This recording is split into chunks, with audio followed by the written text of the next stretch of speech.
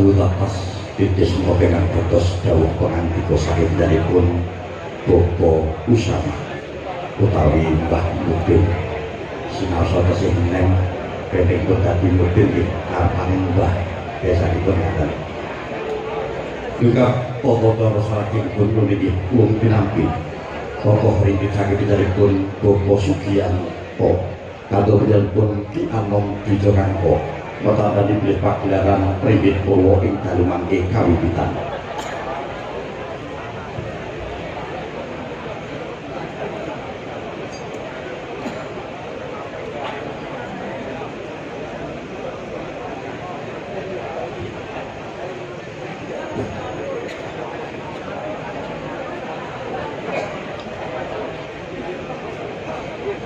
Kanthi atur bismillahirrahmanirrahim kula pinampi gunungan saktipun Bapak Sugiyanto katur Ki Anom Dijokangko mertanda dipilih pagelaran Primbit Purwo ing dalu mangke kawiwitan kawula minangka pambyawara kula bilih wonten kula dungkapaken kawula matur nyuwun umunturing samudra pangsami wabillahi taufiq wal hidayah wassalamualaikum warahmatullahi wabarakatuh Sugeng Hamid Sani.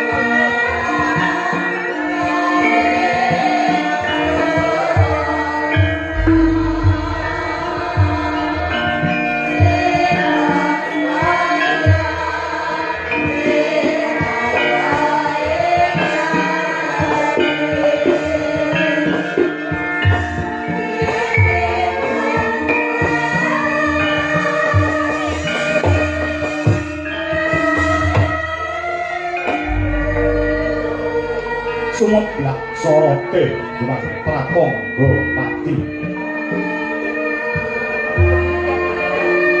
sunare dinapit gunung temah temlawuh sorong lembayu sumanggurat lembang socange nganggo rapuh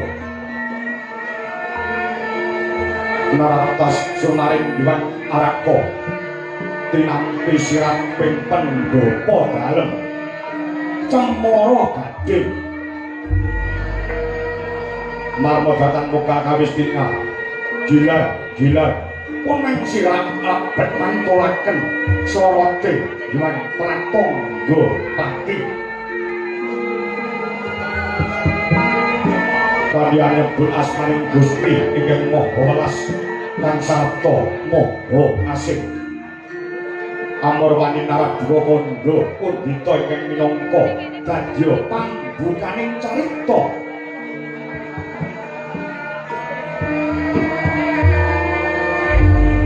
lah menika warnane gumlaring pratapan cemara gading ingkang mapan wonten ereng-erenging Ngaldaka utawa ereng-erenging gunung marmo datang mongkal kamunta asri sesawangan ana ing pratapan lenggak-lenggok ilining toya ingkang saking mijil saking sendang kang pening gertane pinara para pelayune bendung-bendung pinayong ileni sawah miyang patah galane para Narakisma para Kisma wekal pangkulan tetanem satemah bumi cacah ingkang datang ana kang sala kawis tingkang ijo royo mertanggani kamontoning kono datang kirang sandang pangan lan papat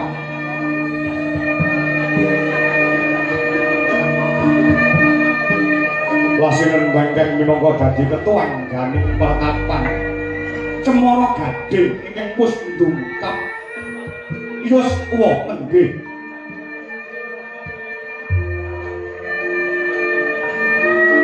ingkang apa parap sang penemban Begawan Jayeng Sabdo Nadyan kawa sepuh parang dinitasan pinaringan bagas pewarasan nalika semana den adhep dening ingkang putra tunggal ingkang asasilih sang Dewi Jayeng resmi ingkang tansah sumuyut ana padane ingkang Rama sawetawis denira samya lelenggar Kidul Kobu minangka prambita kalamunta sang wiku arsa medhar sabda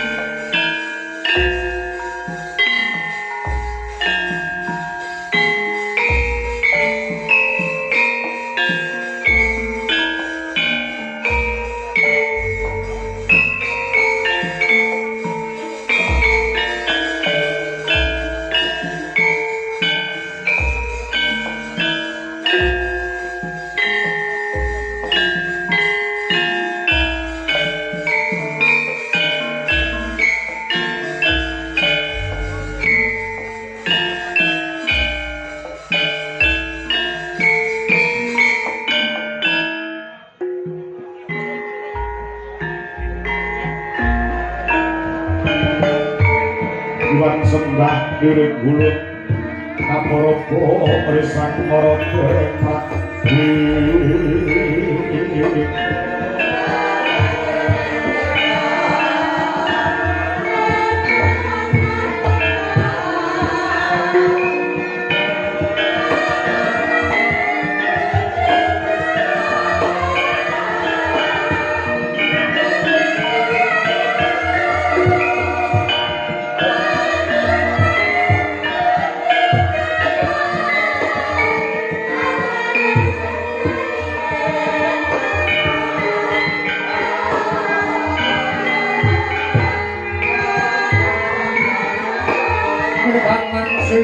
kasih mawet buku sahabatku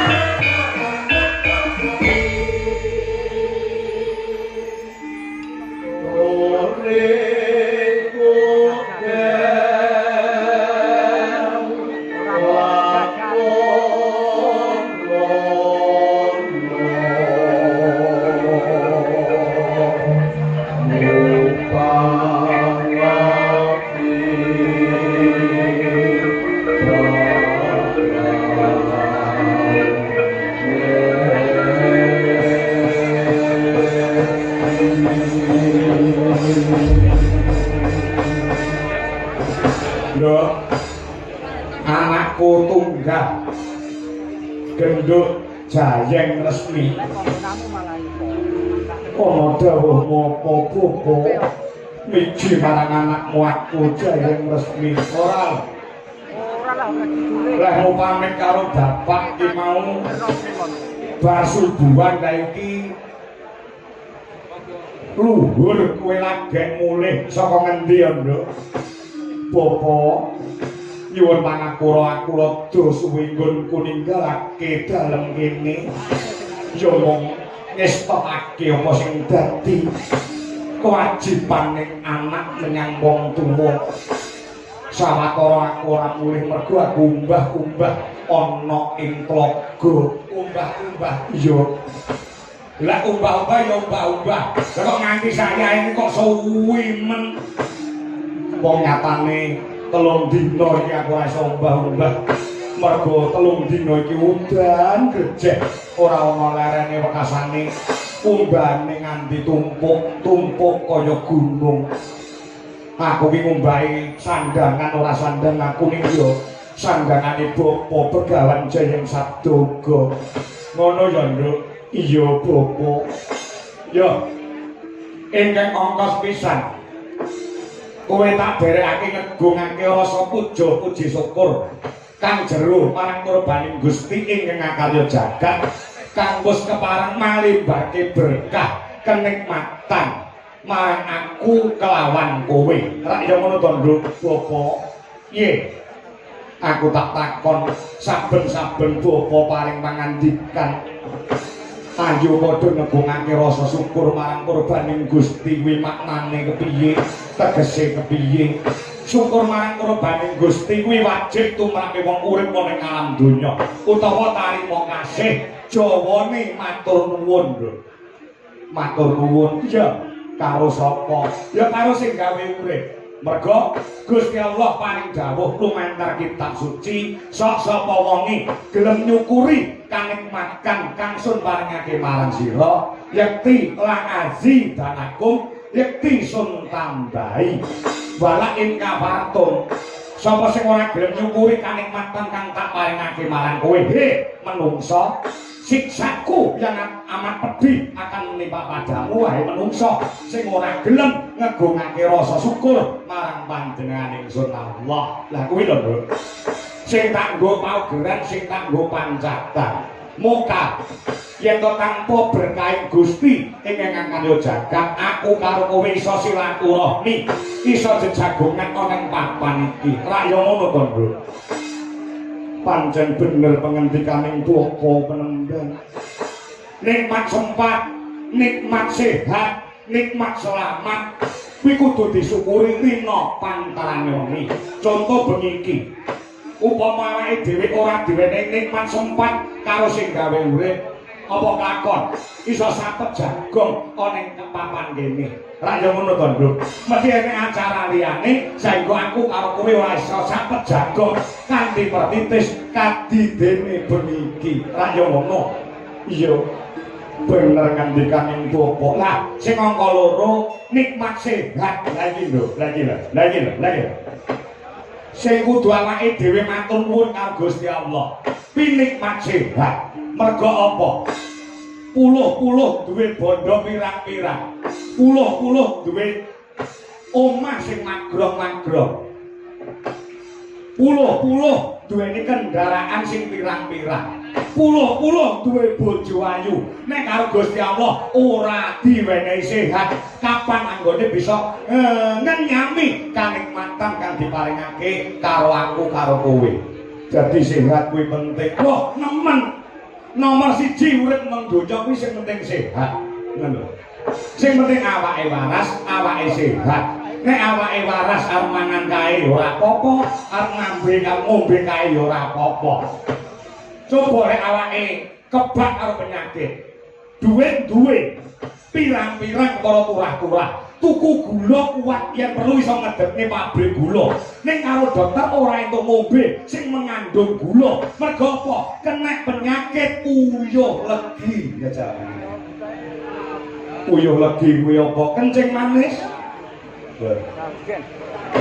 Duwe pirang-pirang. Tuku sate kambing kuat. Ya toh, yang perlu sak bakule sate kok kuat dituku. Ning karo dokter ora entuk mangan sate kambing mergo duweni penyakit ludira inggil utawa darah tinggi. Jajak, kaya ngono ki kapan anggone ngrasakne kanikmatan urip ana ing alam donya. Mangan iki ra entuk, ngombe iki ra entuk, ngombe iki dilarang, mangan kae dilarang. Coba kaya ngono ora grantes ana ing ati. Dadi sehat kuwi penting, sehat kuwi penting. Sehate raga nganggo ulah raga ngetokne keringet. Aja nganti kena penyakit. Tenang, Nduk. Wis ta. Wong nek wis kena penyakit saya-saya kena penyakit jero utawa penyakit dalam. Kuwi angel tamban-tambanane. Penyakit jero, penyakit dalam sing angel tamban-tambanane kaya to contone jantung, paru-paru, usus buntu, ya to.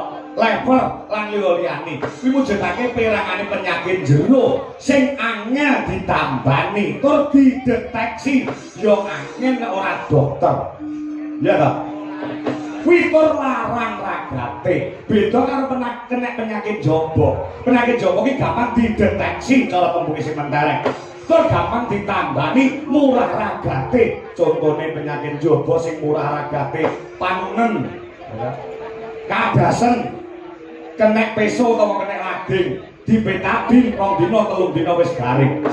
Kena penyakit jero kuwi angel tambanane. Mula apa wae apapun itu kuwi lek manggone ning jero kuwi mesti regane laris larang. Laris regane iki mesti larang. Apa wae to pokoke manggon ning jero kuwi mesti regane larang. Contone nggon gawean ya sing jero regane larang nggon gawean insinyur karo kondektur kuwi bayarane mesti akeh insinyur mergo apa insinyur ki sekolahe dhuwur ragate akeh tur ta sing nyambut gawe ora ketok montok sing mapane ning jero sirah ya kuwi otak otake sing nyambut gawe akale sing nyambut gawe bekasane bayarane ya yutonan yen perlu atusan yuta beda karo kondektur ora perlu sekolah dhuwur sementing awake waras iso maca iso tulis iso dadi kondektur nek insinyur butuhke sekolah sing dhuwur ragat sing akeh mula nek nyambut gawe bayarane ya larang kuwi contone apa wae kok ning jero mesti regane larang sing ning jero regane larang sing gampang ditampa sakliyane gawean sing iso disawang saiki sing kena dicontoh saiki apa iki lho sawangan jentrek eneng 6 jarike sinden sing dienggo ki paling pol kuwi 250.000 ki paling larang. Lah jerone jare apa entuk 250.000. Ceketan dhewe. Ngono yo Bapak iya. Nek nganti jare karo sing dijari utawa jero jare kok larang jarike. Kuwi berarti jero wis iso. Ngono yo Bapak iya. Lho, kena nggih contoh, kena nggih patuladan. Kula sing darani sehat kuwi baku, sehat kuwi penting. Ngono ya Bapak ya. Rada maju tak kandhani kumung iki wektune mirunggan. Aku pengen jagongan karo kowe sing duwe wigati kanggo apa to? Ya kanggo awakmu. Hasbuna Allah wa ni'mal wakil.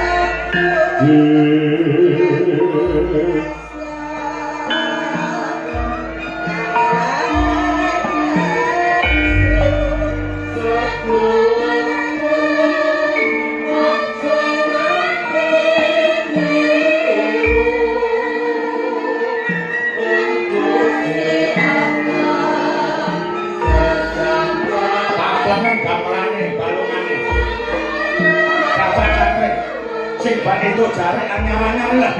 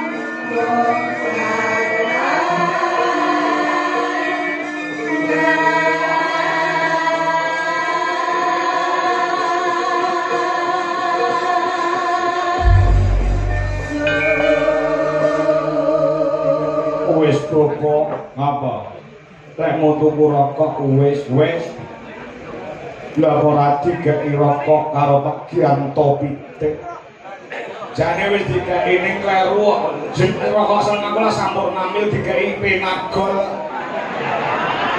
lah dene sampurna mil iki dikeki penagol ono yo kok gregetan eleh tuku dhewe aku nduk apa ana dawuhmu apa bobo aku wong tuamu aku bapakmu tutur uwur karo sembur kuwi wajibane wong tuwa merga wong tuwa kuwi duwe kewajiban yen to duwe anak-anake wis lair kuwi menehi jeneng sing apik asma Kinarya Japa kuwi sepisanan lah sing sak banjure ya kuwi dewasake marang anak iya ta gedhekne kelawan anak sing angka sak banjure ya kuwi nyekolahne anak sak dhuwur-dhuwure kuwi kewajibane wong tuwa. Lah sing pungkasan kewajibane wong tuwa nek anak wis dewasa, wis sekolah kanthi pinter, ngraih gelar sarjana, kuwi ngrabekke karo anak mau. Yen to wong tuwa wis ngrabekke anak tegese wis gugur kewajibane wong tuwa. Ora ngono to, Nduk? Iya ngestake dawuh. Lah iki dina rumangsaku lehku dadi bapakmu nganti slendro rasaku. Aku nglairke kowe sing lairke aku mbok iya mbokmu sing manake mbok bener sing manak mbokmu nek sing menek mbokmu aku nek ora mbokmu tak penek apa iso manak kowe wis tak gedhekke wis tak sekolahne kanthi pinter ya toh wis gelar sarjana lah bapak kepengin tuntas kewajibane wong tuwa ya kuwi mala kramake utawa ngrabetne kowe nduk resmi. Umurmu saiki pira? 24 ya wis punjul selawe mlaku. Adalah. Lho. Wong desa kaya dene ana ing pertapan Cemor Gading kene cah wedok iki nek umure liwat 22 kok urung rabi. Kuwi cekala mangsa dirasani karo tangga teparu. Ge lho, kae rambak rabi-rabi kae perawan kasek. Lho. Umur kowe iki wis suwidak lho. Umur kowe wis suwidak. Aku ndang kepengin duwene kerentek, duwene gegayuhan, dan duwe gawe mantu nglumpukne sanak kadang pamong mitra. Dulur adok, dulur cedak pengen tak nglumpukke. Wekasane aku ndang pengen mantu awakmu. Aku duwe kekarepan, aku duweni sedya.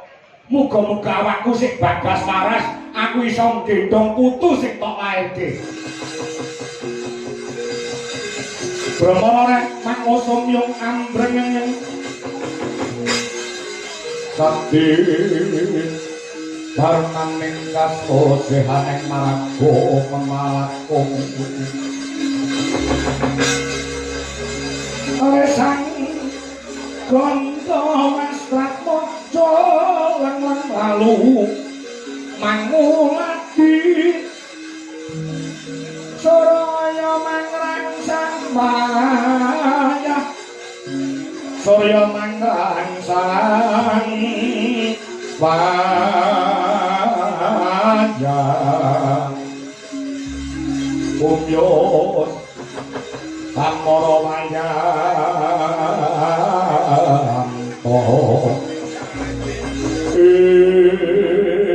Apa rung enek kon Apa rung ana wong lanang sing mlebu ana ing atimu kowe meh selawe lho nduk umurmu Sekolahmu ya wis tuntas Gon menuntut ilmu, golek ilmu ya wis rampung. Kowe iki ngenteni apa? Ngenteni apa? Aku ya babat pisan ora ndungak ing atase kowe nganti prawan. Meh umur 20 taun kok rong enek wong lanang sing nyedaki kowe iki. Jane enek apa?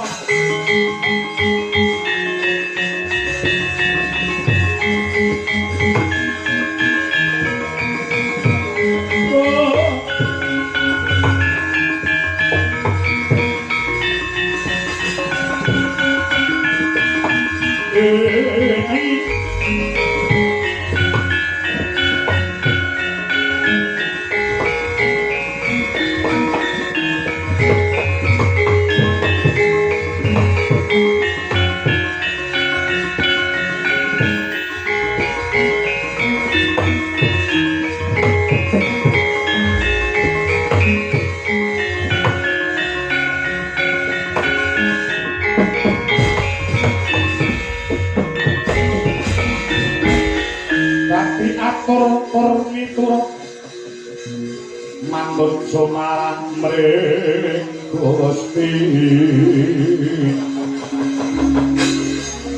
dene siti miwang utama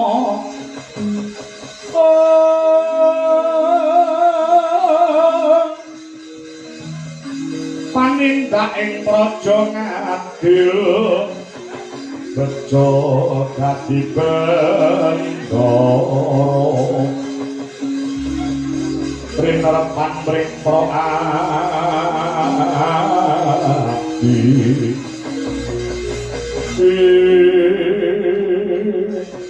Bapak panjenengan aja ngendika sing kaya ngono to Bapak saya dadekake cilik atiku sing tak nggo gondhe lan sing tak nggo paugeran lak pangendikaning Bapa Begawan Jayeng Sabdo yen to siji pesti loro judul telu wahyu papat derajat lima donya momo ana panguwasaning Gusti ingkang ngangkarya jagat judul menungsa wis diatur ditata kelawan Kang Maha Kawasa aja wandirake marang anakmu wedok aku Jayen resmi bapa yen wis wahyaning mangsa kala tertentu wae ana wong lanang ingin bakal mengku kelawan anakmu aku iki orang dene ngono to wong bocah saiki lagi umur aja nek 20 18 19 taun wis gandeng renteng-renteng karo calanan lah kok kowe meh umur 20 kok wong lanang tuwa calanan sing dolan rene wae ora ono kowe iki ayu lho nduk kowe iki ayu kowe nang desa kene iki diarani kembang desa. Nek diarani kembang desa iki tegese wong sak desa kuwi ayu dhewe kowe lah. Kanca-kancamu sekolah wis mondhong anak siji, mondhong anak loro. Lah kok kowe sak yaene urung krentek, urung duweni sedya palakrama jane apa kowe pengen rabi ngenteni aku mati lho dhisik.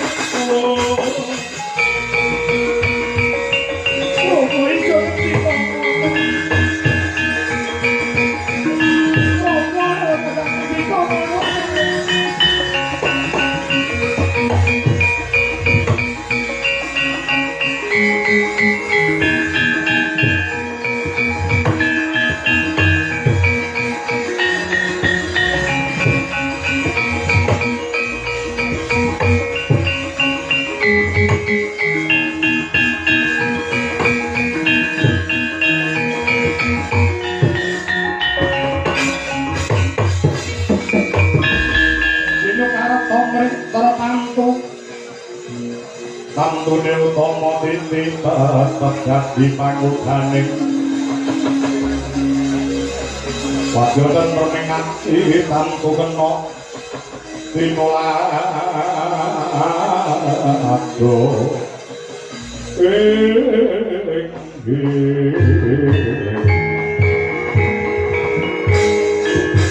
aku kali biasa ibu tua terawan Rumah terawan mati